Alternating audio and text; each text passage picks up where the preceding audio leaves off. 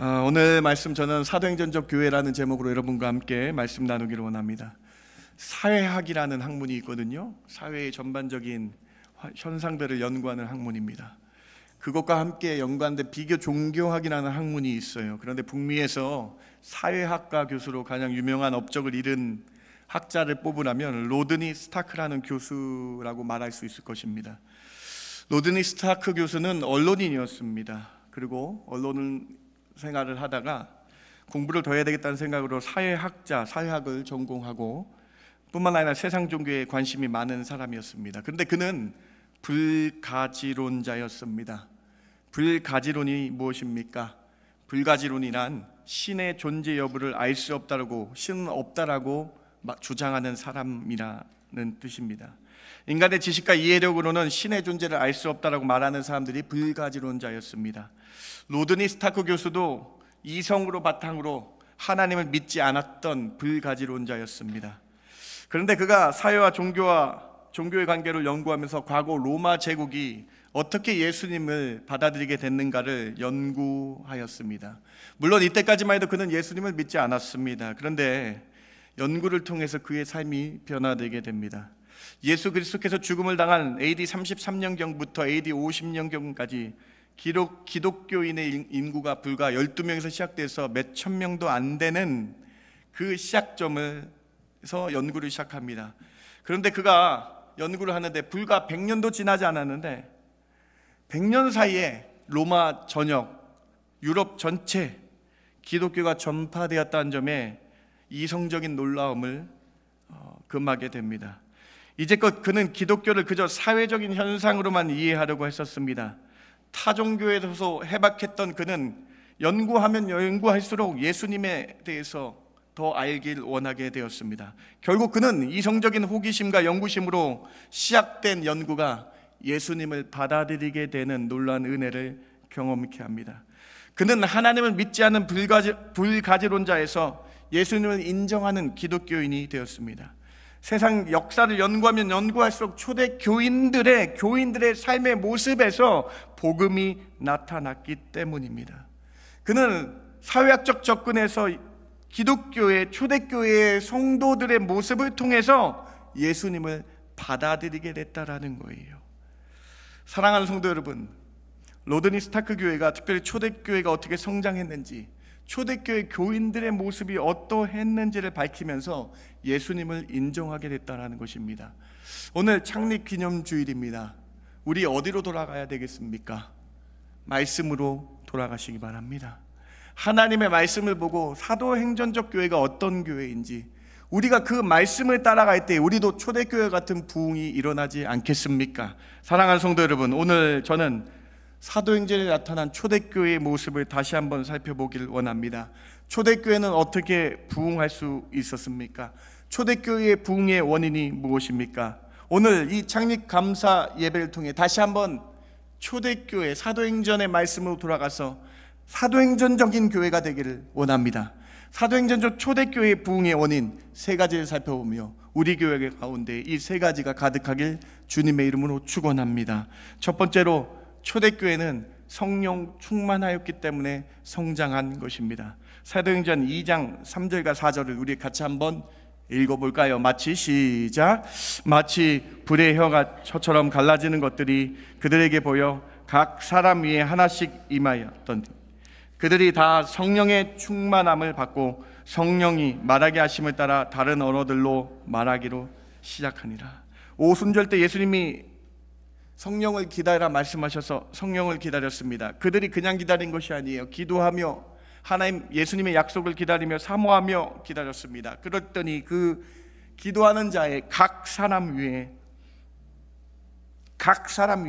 성령이 각각 임하였다라고 말씀하고 있는 것이죠.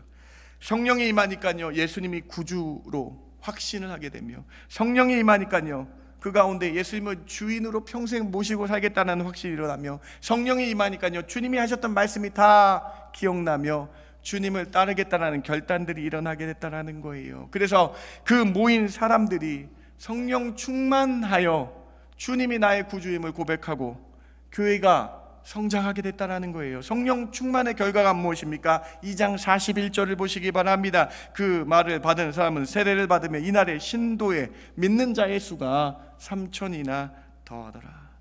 성령이 각 사람 위에 임하였습니다.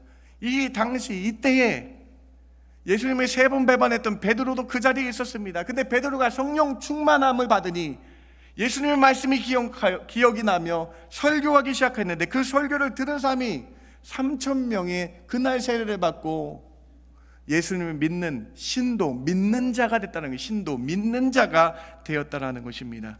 사랑하는 성도 여러분, 여기 답이 있지 않습니까? 여러분 너무 잘 아는 본문이라고 생각하십니까? 그런데 우리는 또 다시 한번 돌아가야 됩니다. 잘 알지만 여기에 답이 있습니다. 바로 교회가 성장하는 방법은요, 성령 충만밖에 없다라는 거예요. 교회가 성장하는 건요, 성령 충만을 간구하는 거예요. 사랑하는 중학교의 성도 여러분, 성령 충만을 간구하시기 바랍니다. 성령 충만하여 이 마지막 때에 쓰임받는 각 사람 되시길 주님의 이름으로 축원합니다. 이것이 하나님의 방법입니다. 이것이 사람의 방법이 아닌 하나님의 방법이라는 거예요. 오늘 이 말씀을 듣는 성도 여러분, 말씀 듣는 가운데 성령 충만하시길 주님의 이름으로 축원합니다. 중앙교회가 성장할 수 있는 방법은 성령 받고 성령 충만을 간구하는 거예요. 다른 거 없다라는 거예요. 여러분, 오늘 본문 4장 31절을 같이 한번 읽어봅시다. 빌기를 다음에 시작. 빌기를 다음에 모인 곳이 진동하더니 무리가 다 성령이 충만하여 담대히 하나님의 말씀을 전하니라. 아픈 자가, 병자가 교회에 몰려옵니다. 주께로 찾아옵니다. 이때 서로 같이 기도하니 모인 곳이 진동하더래요. 진동하며 모든 사람들이 기도하며 주께 성령 충만을 구하니 다 성령 충만하였고, 그 성령 충만한 사람들은 밖에 나가 하나님의 말씀을 전할 수밖에 없다라고 기록되어 있는 것이죠. 사랑하는 성도 여러분, 성령 충만 구하시기 바랍니다. 성령 충만 어떻게 됩니까? 제가 지난주에도 말씀드렸죠. 기도의 씨앗을 뿌려야 성령의 열매가 생기게 된다. 열매라고 말씀드렸잖아요. 기도로 주님을 구하시기 바랍니다. 오늘 빌기를 다음에 기도하며 주님을 찾고, 기도하며 주님 저희와 함께 해주십시오라고 그렇게 나아가니까 진동하여 각 사람 위에 성령이 임하게 된다라는 거예요. 성령이 여러분 가운데 임하면 여러분을 크게 써주신다라는 거예요. 평범했던 베드로, 어부였던 베드로 어떻게 변했습니까? 여러분 잘 알고 있는 본문이시죠? 4장 13절 같이 한번 읽어봅니다. 그들이 시작. 그들이 베드로와 요한이 담대하게 말함을 보고 그들을 본래 학문 없는 범인으로 알았다가 이상히 여기며 또 전에 예수와 함께 있던 줄도 알고.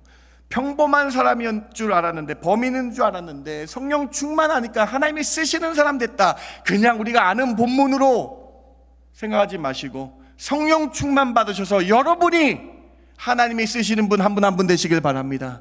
여러분이 그리스도의 대사가 되시길 바랍니다. 여러분이 그리스도의 향기를 전하시는 저와 여러분 되길 주님의 이름으로 축원합니다. 성령 충만 받으면 하나님이 쓰시는 일꾼 됩니다. 이름도 없이 빛도 없이 아무도 알아주지 않지만 성령 충만하여 나가면 주님은 기억하여 주실 줄 믿습니다. 주님은 우리의 수고를 받아주십니다. 성령 충만은요, 주님만 바라보며 일하는 거예요. 성령 충만은요, 주님의 나라와 그의 의를 위해서 사는 거예요. 사랑하는 성도 여러분, 성령 충만하셔서 다시 한번 이 혼탁한 세대에, 이 혼탁한 밴쿠버 이 땅 가운데에 여러분을 통해서 주의 말씀이 증거되는 놀라운 은혜가 있기를 주님의 이름으로 축원합니다. 첫 번째 메시지예요, 여러분. 영국의 학자입니다. 이분은 목사님이신데 그 교회 성장 DNA, 제가 예전에 한번 책을 소개시켜드린 적이 있는데 그 책에서 교회의 성공의 원동력은요, 자본도 아니에요, 인적인 것도 아니에요, 성령 충만이라고 말하고 있잖아요. 교회 성장의 DNA는요 무조건 성령 충만이라는 거예요. 이렇게 기록하고 있습니다. 성령님을 즐거워하라. 성령님이 우리 가운데 능력으로 일하신다. 성령님은 회복하시며 리더를 세우며 성장케 하시는 사역을 하신다. 영적으로 마른 뼈 같았던 우리는 말씀을 통해 역사하시는 성령님의 능력으로 생명을 공급받아 그리스도를 알게 되고 성도를 섬기게 된다. 우리 삶과 교회 가운데 성령님께서 영광스러운 일들을 행하신다. 사랑하는 성도 여러분, 성령 충만 간구하셔서 하나님께서 귀 있으시는 한 분 한 분 되길 주님의 이름으로 축원합니다. 첫 번째 메시지입니다. 두 번째로, 초대교회는 하나님께 오로지 기도하며 나아가기 때문에 성장하는 것입니다. 여러분, 사도행전에서 제일 많이 나온 단어 우리 함께 살펴봤었는데 한번 또 보시기 바랍니다. 2장 42절 같이 한번 읽어볼까요? 그들이 시작. 그들이 사도의 가르침을 받아 서로 교제하고 떡을 떼며 오로지 기도하기를 힘쓰니라. 초대교회가 생겨났는데요, 초대교회의 특징을 말해보세요 하면요, 오로지 기도하나라는 거였어요. 사랑하는 성도 여러분, 오로지 기도하라는 뜻은요, 쉬지 말고 기도하라는 거 아니에요?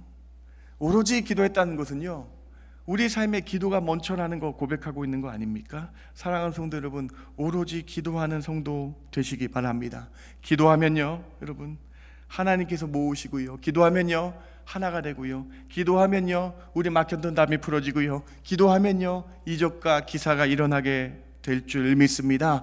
기도하니까요, 여러분, 매어있던 베드로가 풀어지며 옥에서 나오는 역사가 일어나는 것이죠. 기도하면 우리의 매어있던 것들이 풀어지게 되는 역사가 일어나게 될 줄 믿습니다. 사도행전에 나타난 능력 아닙니까? 여러분이 기도하면 하나님께서 여러분 매었던 것들을 풀어주는 역사가 나타나게 될 줄 믿습니다. 사도행전 초대교회를 설명하는 2장을 좀 더 자세히 보시겠어요? 2장 42절부터 47절까지를 한번 보시겠어요? 그들이 사도의 가르침을 받아 서로 교제하고 떡을 떼며 오로지 기도에 힘쓰니까. 43절 보세요. 사람마다 두려워하는데 사도들로 말미암아 기사와 표적이 많이 나타나니 믿는 사람이 다 함께 있어 모든 물건을 서로 통용하고 또 재산과 소유를 팔아 각 사람의 필요를 따라 나눠주며 날마다 마음을 같이하여 성전에 모이기를 힘쓰고 집에서 떡을 떼며 기쁨과 순전한 마음으로 음식을 먹고 하나님을 찬미하며 또 온 백성에게 칭송을 받으니 주께서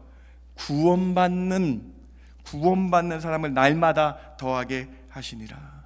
사랑하는 성도 여러분, 주의 전에 모이기를 힘쓰시기 바랍니다. 기도하러 모이시는 거예요. 주의 전에 날마다 기도하러 오시기 바랍니다. 어렵고 힘들 때에 기도로 찾으시기 바랍니다. 기도할 때에 부응하게 된다는 거예요. 기도 없이는 아무것도 될 수 없다라는 것입니다. 여러분, 사탄마귀가 뭐 하는지 아세요? 이렇게 써 있어요. 다른 복음, 거짓 선지자들 하는 것, 모이기를 패하는 자의 습관들이라고 써 있잖아요. 사탄마귀는요, 교회에 모이는 걸 패하려고 해요. 교회에 오는 것을 방해한다라는 거예요. 사랑하는 성도 여러분, 여기에 답이 있습니다. 오로지 기도하시기 위해 성전에 나와 날마다 주께 기도하시는, 쉬지 말고 기도하시는 저와 여러분 되길 주님의 이름으로 축원합니다. 세상 사람들은 충분한 인적 자원이 있으면 대부분 성공한다라고 말합니다.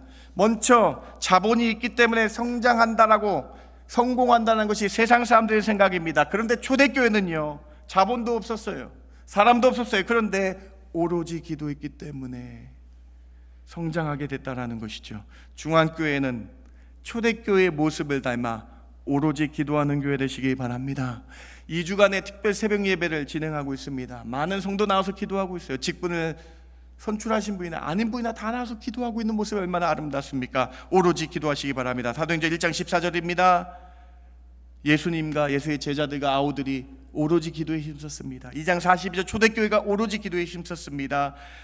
사도들과 제자들이 6장 4절에 오로지 기도하는 이가 말씀 사역에 힘쓰는 교회, 전적으로 기도하여 부흥의 은혜가 넘쳐나길 주님의 이름으로 축원합니다. 세 번째로, 한 마음과 한 뜻으로 예수님의 사랑을 전했기 때문에 성장한 것입니다. 초대교회 생겨나면서 두 가지 특징이 있는데, 첫 번째는 오로지라는 단어가 오로지 기도하다라는 구절이 생겨났어요. 두 번째 구절은요, 초대교회에 나타나는, 초대교회를 뭐라 그러는가 대표하는 구절은요, 한 마음과 한 뜻입니다. 우리 교회 표 아닙니까? 사도행전 1장 14절입니다. 더불어 한 마음으로 마음을 같이 하였다. 오로지 기도에 힘썼다. 2장 46절, 날마다 마음을 같이 하였다. 4장 24절, 한 마음으로 하나님께 소리 높여 찬양했다, 기도했다. 4장 32절, 믿는 무리가 한 마음과 한 뜻이 되었다. 5장 12절, 믿는 사람이 다 마음을 같이 하여. 초대교회 한 마음과 한 뜻 되는 것입니다. 중앙교회 한 마음과 한 뜻으로 나아가시길 주님의 이름으로 축원합니다. 함께 예배하는데 한 마음과 한 뜻 되시기 바랍니다. 기도하는데 한 마음과 한 뜻 되시기 바랍니다. 무엇보다 예수 그리스도께서 온 세상의 구원자이심을 전하는데 한마음과 한뜻 되시기 바랍니다. 이렇게 예배와 기도 생활을 한 한마음과 한뜻으로 한 초대교회 성도들이 사랑을 실천하는데 한마음과 한뜻 된 것처럼 중앙교회 선교하며 구제하며 남을 돕는 데에 사랑을 실천하는데 한마음과 한뜻 되길 주님의 이름으로 축원합니다. 여러분, 제가 앞에서 로드니 스타크 교수가 초대교회를 연구하니까 예수를 믿게 됐다라고 말씀드렸잖아요. 그런데 그 사람이 사회학적 관점으로 어떻게 이 초대교회가 성장했는가 연구를 했는데 그 이유를 딱 이렇게 밝혀요. 그 책에서 이렇게 밝힙니다. 사회학적 관점에서 쓴 책이에요. 기독교의 관점에서 쓴 게 아니라 사회학적 관점에서 초대교회가 성장한 이유를 이 책에서 밝히고 있는데 이렇게 얘기합니다. 예수님의 사랑에 실천했기 때문에 초대교회는 성장했습니다. 로마의 전염병이 돌았을 때에 의사들도 죽기 싫어서 환자를 버렸습니다. 그런데 초대교회 성도들은 예수 그리스도의 십자가의 사랑을 가지고 전염병도 두려워하지 않았습니다. 초대교회 성도들은 부활에 대한 확신과 예수님에 대한 사랑을 전하기 위해서 전염병에 걸린 이들을 돌봐주며 챙겨주었습니다.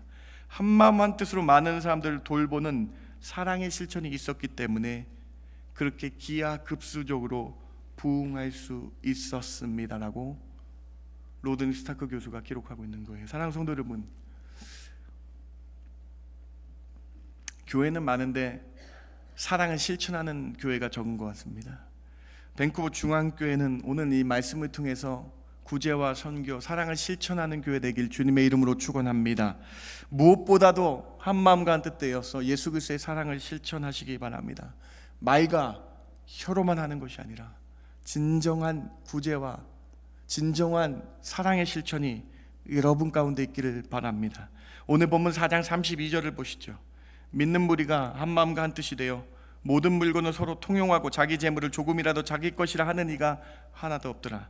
여러분, 이 구절을 오해하시면 안 돼요. 여러분 갖고 있는 재산을 여러분 옆에 있는 분에게 나눠드리라는 말씀이 아니에요. 사랑을 실천하라는 말씀이잖아요. 다시요, 어떤 말씀입니까? 사랑을 실천하라는 말씀 아닙니까? 사랑하는 성도 여러분, 한마음과 한뜻 되어 십자가에서 돌아가신 그 아가페 사랑을 실천하는, 준행하는 저와 여러분 되길 주님의 이름으로 축원합니다. 세상 사람이요, 그 로마, 그 이방 우상 섬겼던 사람들이요, 사랑을 실천하는 초대교회 성도 모습 보고 다 변했다라는 거예요. AD 340년에 놀라운 기적의 결과가 나타나는데 그 기독교를 핍박했고 초대교회를 핍박했던 로마가 예수님을 믿는 기독교를 공식 자기들의 종교라고 표명한 일이 300년도에 나타난 거 아닙니까? 사랑하는 성도 여러분, 예수님께서 무상으로 우리에게 그 사랑을 주시지 않았습니까? 이제 여러분이 한마음 한뜻으로 사랑을 전하시기 바랍니다. 왜냐하면요, 교회는요 예수님의 핏값을 사신 교회이기 때문에 우리도 그 사랑을 실천해야 된다는 거예요. 사도행전 2장 20장 28절, 교회가 어떤 곳인지를 정의하고 있는데 같이 한번 읽어봅니다. 여러분은 시작.